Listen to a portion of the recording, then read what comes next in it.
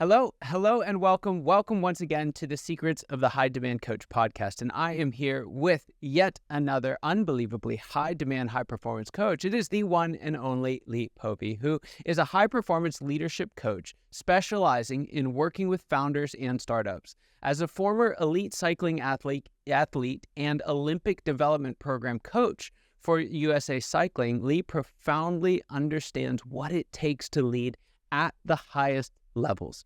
Through coaching hundreds of world, national, and Olympic champions, Lee has gained invaluable experience developing world-class leadership and people. He breaks down the human experience in a relatable way, giving tips, skill sets, and valuable mindset insights, allowing us all to perform like Olympians while retaining a strong focus on happiness and longer-term fulfillment. Well, Lee, I'm so excited to have you here. I'll let you know ahead of time, I've kind of been nerding out on sport science recently. And so when I saw that you were coming up, I got very excited about this conversation. So welcome to the show. Glad to have you here.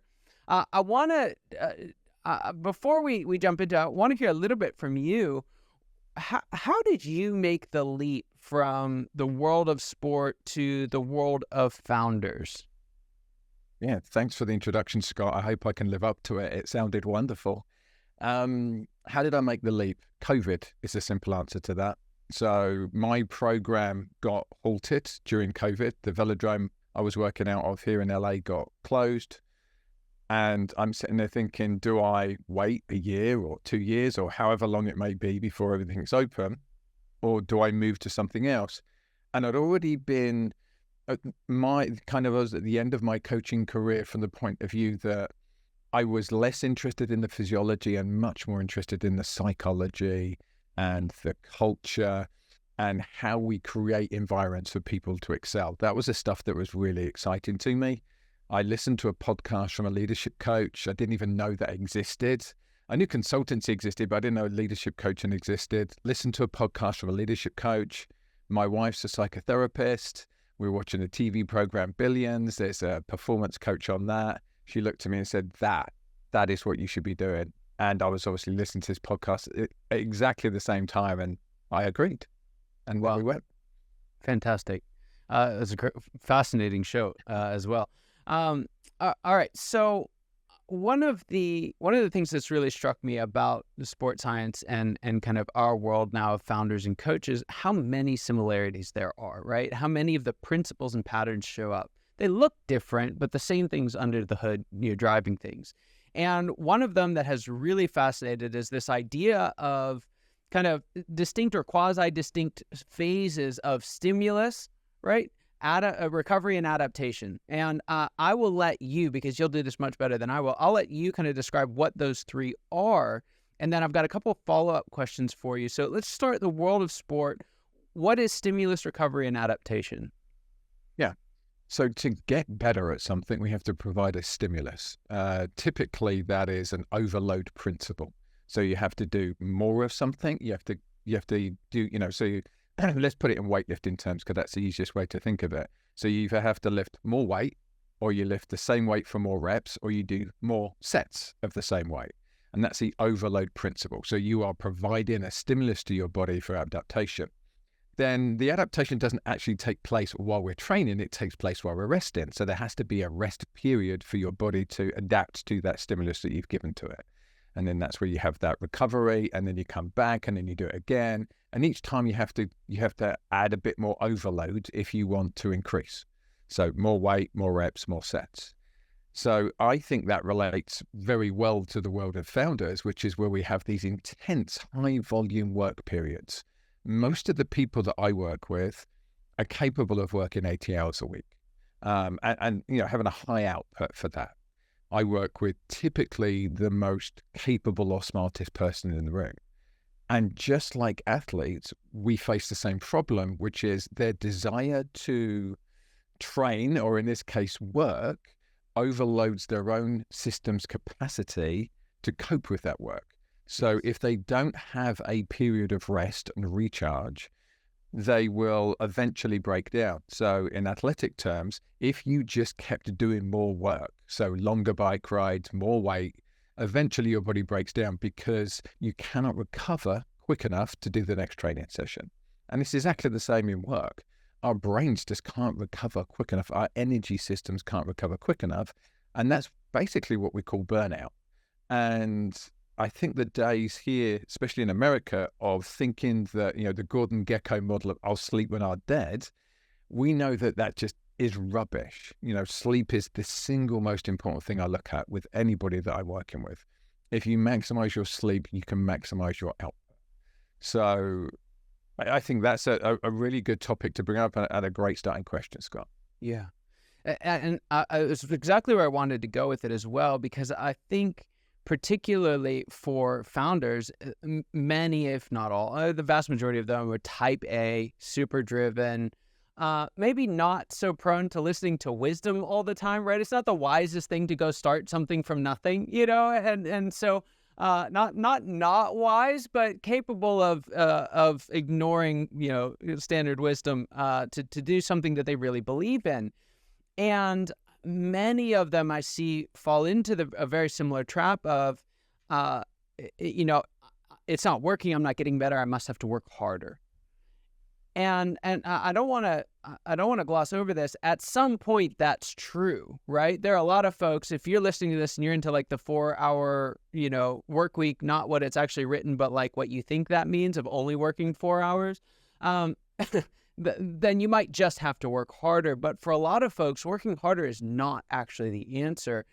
I'm interested to hear from you. What are some signs that may be the case? What are some signs that we might not that we're not underdoing stimulus, but we are underdoing recovery?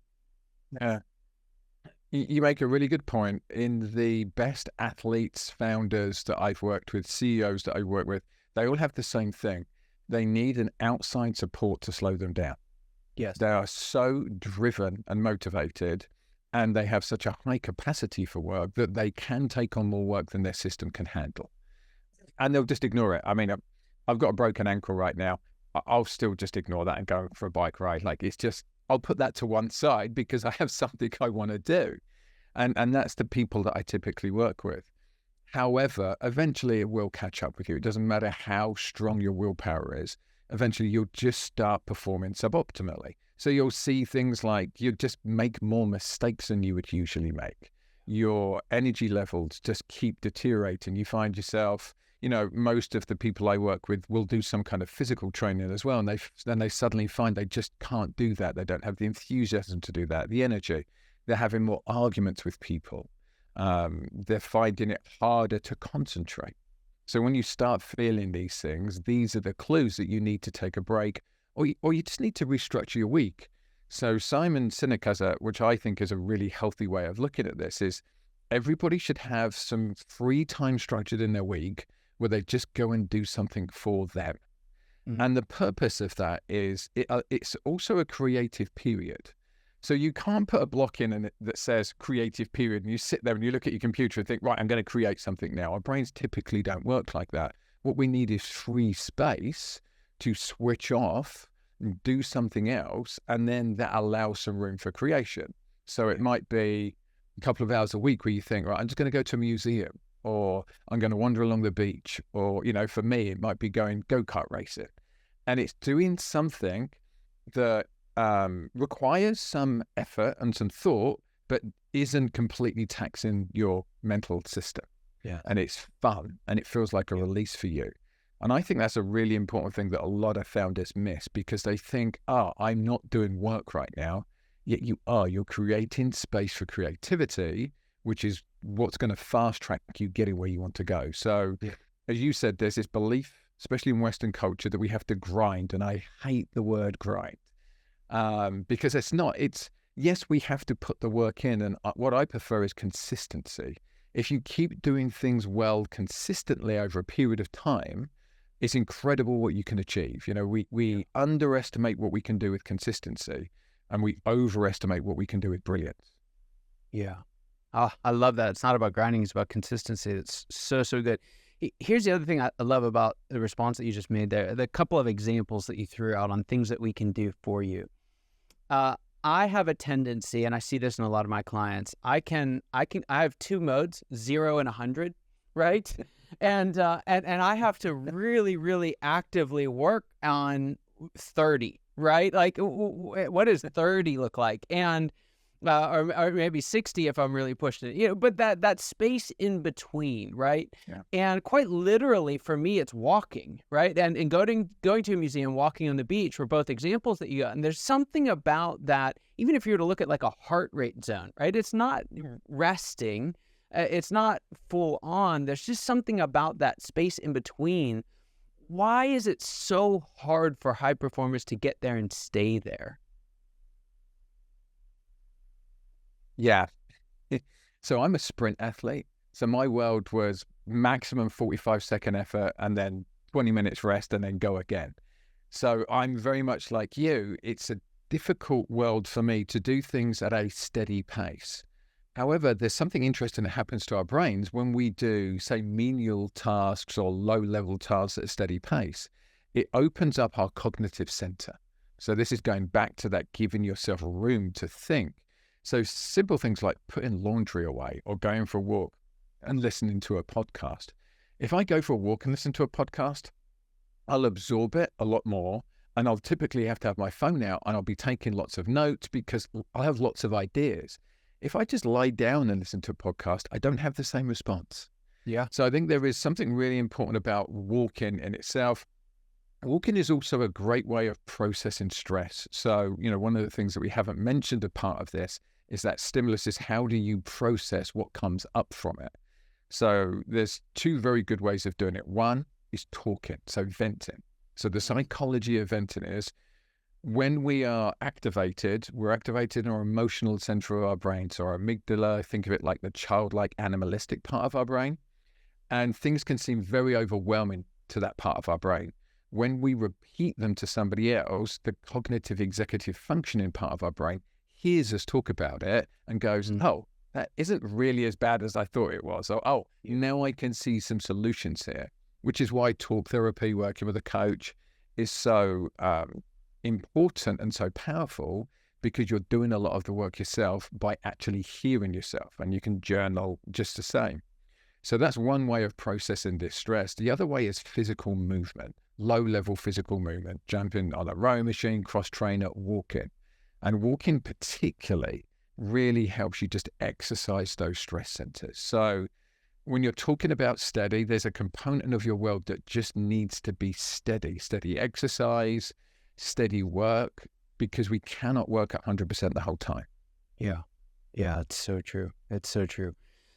So kind of last question on this, and then I've got another question that I ask all my guests, but when we're looking at, in principle, adaptation, so it's what you kind of open this door here with the approach to stress. When we're looking at, things to do, ways to rest that not only help us to recover, but to adapt, to become stronger, what are the differences between those two? What are the differences in the rest that we do simply to recover versus that which might be more advantageous to adaptation? Yeah. I mean, sleep is still the biggest one, and good quality sleep. So it's not just, was I lying in bed for 7 hours? It's like, was I able to get 7 hours or 8 hours of sleep, whatever you particularly need? And, one of the important things about sleep is we're all different. We all need different amounts of sleep. So we don't all need 8 hours. But what we do need is a certain amount of REM sleep. So when we're learning a new skill, when we are teaching our brain something new, that process actually happens during our REM sleep. So we do it, it's like you go and play tennis. You play tennis and you don't really improve a huge amount during that individual lesson. You go home, you sleep, your brain rewires the learning pathways. You wake up the next day and you're suddenly a little bit better than you were the day before. And anyone who's ever done anything like snowboarding, you go on a snowboarding trip, you come back, you go back the next year or 6 months later and you're better than you were last time, is because those pathways have been rewired. So getting really good actual REM sleep is super important for any kind of learning. If we don't do that, then we don't actually improve, we just stay where we are. And then there's the physical recovery of, we just have so much physical ability to do something, be that look at a screen, be that play a sport, and we need physical rest. I think it's why Netflix is so popular, because people put something on that's very low level for them to just escape from their current world. And that's important, be it reading a book, be it watching TV. There's this belief that you have to be on the whole time, and the best people in the world are on the whole time. And that's not my experience from working with the best people in the world. Right. I would say the best people in the world are also world-class recoverers. And what they do is they outsource as much of the stuff that they don't need to do as possible. And that is something I really like working on founders with. My typical client is a scale-up founder, 20 to 30 to 40 people in their business. Their job is to let go of as much as possible and empower other people to take it on. Yeah. Oh, I love that. Couldn't agree more. As you've been talking throughout several times, I've been reminded of the saying, you can make, from Formula One, you can make a fast driver safe, but you can't make a safe driver fast. I love that. I love that. It gives us all hope, I think. So Lee, brilliant conversation. I've got one more question for you here, and then I know folks are going to want to know how they can get in touch with you, so we'll hit that in just a second. But before we get there, I want to know, it's a question I ask all my guests, and it is this: what is the biggest secret that you wish wasn't a secret at all? What's that one thing you wish everybody watching or listening today knew? Oh, thanks, Scott. Let's just fix the world in the next 60 seconds. It's not a secret. We just ignore it. And that's that failing isn't actually an issue. What's more important isn't failing or thinking we need to be perfect. And that's probably the better way to frame it. People think I have to be perfect. What's more important is that we get things done. And if we do mess up, that we trust that we can repair it, especially when it comes to relationships. So in companies, I'll often see people not having the conversations that they need to have because they're concerned about the damage the conversation might do, instead of trusting, if the conversation doesn't go as well as they want it to, that they will be able to repair it. And it's the same with getting work done. There's this belief it needs to be perfect instead of it needs to be good enough. And I think that concept holds more people back than probably anything that I come across, especially early stage founders. I've got to get my concept perfect. I've got to get my website perfect. The name needs to be perfect. You look at anybody that succeeded, nothing they did was perfect. The first iterations didn't work, or the first iterations weren't popular, or nobody knew about them to begin with. And then they just kept going back and tinkering with it and making it a little bit better. And then they would release something, and then the audience would give them feedback. And it's having that courage to say, right, this is good enough for now. What can I move on to next? And that's how we move quickly. Yeah. I love that. It's one of those things. It's easy to say, it's surprisingly difficult to do in the moment, right? And again, I think one of the things that has been an underlying theme through all this that we've not really hit the nail on the head yet is the idea that oftentimes you need somebody to mirror that back to you, right? Many times, even for founders who are out there doing their own thing, creating their own way, many times we need permission to just ship it, right? Like just go. And a great coach can do that. On that note, how can folks find out more about the coaching that you do, the services that you offer? Where can they learn more about you? Yeah, so I made it really simple, Scott. The website's leepovey.com. If you Google Lee Povey, you'll find me on Facebook, Instagram, and LinkedIn. I'm out there. We also have our own podcast, The Founders Catalyst, which I do with another British coach living in America. Weird how we got together like that. And we have a LinkedIn group for founders, free group. We know what it's like to be lonely. We're both founders. I've found 3 different companies. So we know what it's like to be in that position of being a founder and not necessarily anyone else understanding what your world's like and how driven you are and how lonely it feels to be making all of these decisions without a lot of support. So we have a community for you to come to, meet other founders. We have a monthly Zoom call that you can come and join. It's completely free. We do that as our community offering to support people who are changing the world because we think that's important. So good. Lee, fantastic. Just absolutely loved having you on. Just privilege and honor having you here. Thank you so much. And for those of you watching and listening today, you know your time and attention mean the world to us. I hope you got as much out of this conversation as I know I did, and I cannot wait to see you next time. Take care.